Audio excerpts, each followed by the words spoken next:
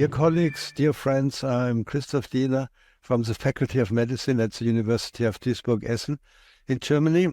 And today I would like to tell you about 7 studies in neurology. I would like to start with the diagnosis of Alzheimer's disease using biomarkers.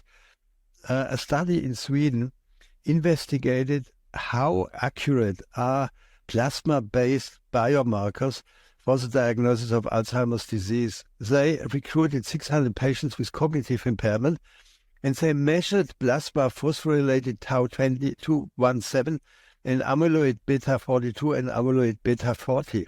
And they validated the biomarkers with the clinical diagnosis of Alzheimer's disease and with CSF samples. 23% of the patients had cognitive impairment, 44 mild cognitive impairment, and 33 dementia. These blood tests had a very high sensitivity and accuracy, also in people who simply had cognitive disturbances. Now, what is the consequence?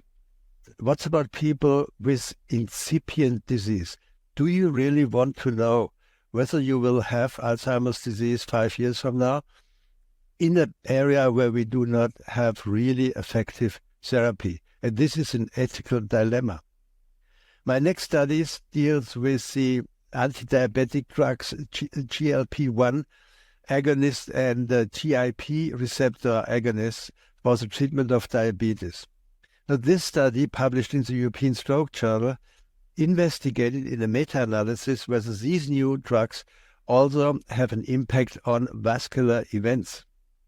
They analyzed 13 randomized studies with more than 65,000 patients with diabetes. And compared to placebo, the new anti-diabetic drugs reduced major vascular events by 13%, all-cause mortality by 22%, the risk of stroke by 16%, and the risk of ischemic stroke by 25%. This is highly relevant because the traditional anti-diabetic drugs, they were able to treat diabetes, but they did not dramatically reduce the risk of vascular events. The real dilemma is the availability of these drugs, and the even more important limitation are the high costs. My next study deals with multiple sclerosis. The question here was whether vaccination against COVID-19 increases the risk of a new manifestation of multiple sclerosis.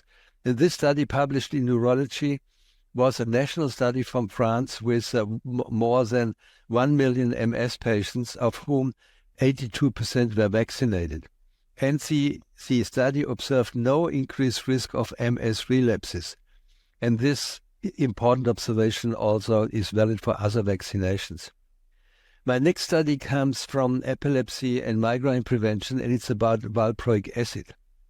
There is no doubt that valproic acid given during pregnancy increases the risk of major congenital defects and, on the long run, neurodevelopment disturbances.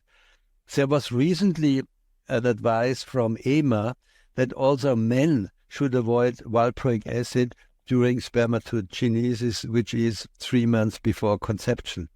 Now, this study from Denmark, published in JAMA Network Open, analyzed more than 1 million newborns between 1997 and 2017. And in 1,330 of these children, the fathers took valproic acid during spermatogenesis. The mean observation period was 10 years, and there was no increased risk of major congenital malformations or neurological developmental disorders. And these data are in contrast to the recommendations of EMA and Prague, and we have to see how the guidelines will be adapted. My next 3 studies deal with headache. The International Headache Society published practice recommendation for the acute treatment of migraine attacks encephalgia.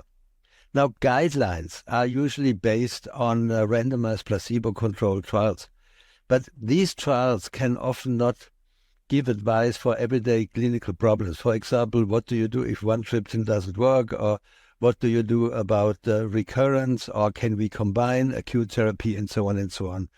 And therefore, an expert panel has set up 17 practical questions on the acute treatment of migraine attacks and gives practice recommendations for everyday clinical use.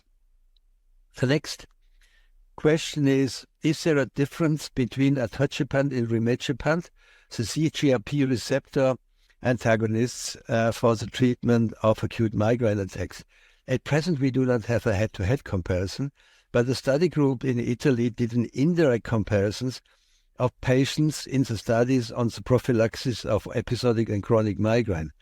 And what they found was that atogepant was significantly more effective for the reduction of monthly migraine days, and there was no difference in tolerability and safety. So we have to wait until these drugs are in the market to see whether there is really a difference between atogepant and rimegepant. And finally, a very important population are people with migraine and medication overuse or medication overuse headache. And an observational retrospective study in 293 patients in Germany, published in the Journal of Headache and Pain, showed that treating these patients with erenumab, fremanezumab, or galcanezumab is highly effective, and these patients do not require pausing acute medication or medication withdrawal. And this means the sequence in these patients with medication overuse is advised. Teaching, if they are not able to reduce the intake days, then the next step would be prevention with a monoclonal antibody, by the way, including eptinezumab. And only if this fails, then we would recommend pausing acute medication or withdrawal therapy. Dear colleagues, dear friends, these were 7 interesting studies. I'm Christoph Diener from the medical faculty of the University of Duisburg-Essen. Thank you very much for listening and watching.